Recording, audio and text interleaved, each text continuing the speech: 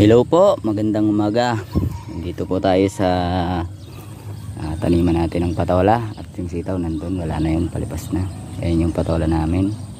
Isprangkang ngayon ng pangpabunga yan. Pangpabunga uli. So ito, bali ito yung palay namin dito sa malapit lang sa amin sa baryo. Ayan, ang ganda ng bunga oh. Kapapal. Ayan. Ganda. Isang beses lang po ito napatabaan. Ngayon hindi na namin natop dress. Sabi ko spray na lang ng molasses. Yung molasses lang po ang ginamit ko dito. Yan. Wala akong biniling ibang gamot. Organic lang siya. Molasses.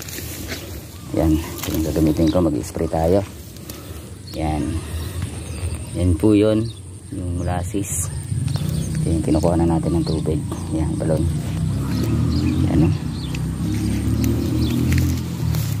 Pabungahin ulit natin.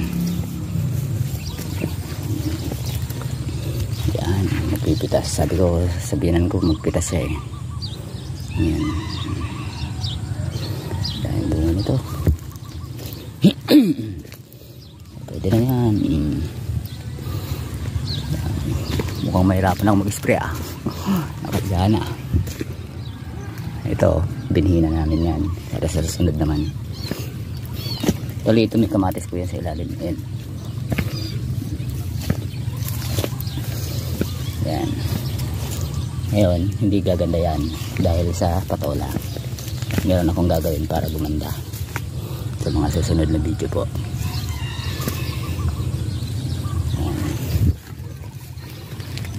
Hanggang dun sa mahaba na yun.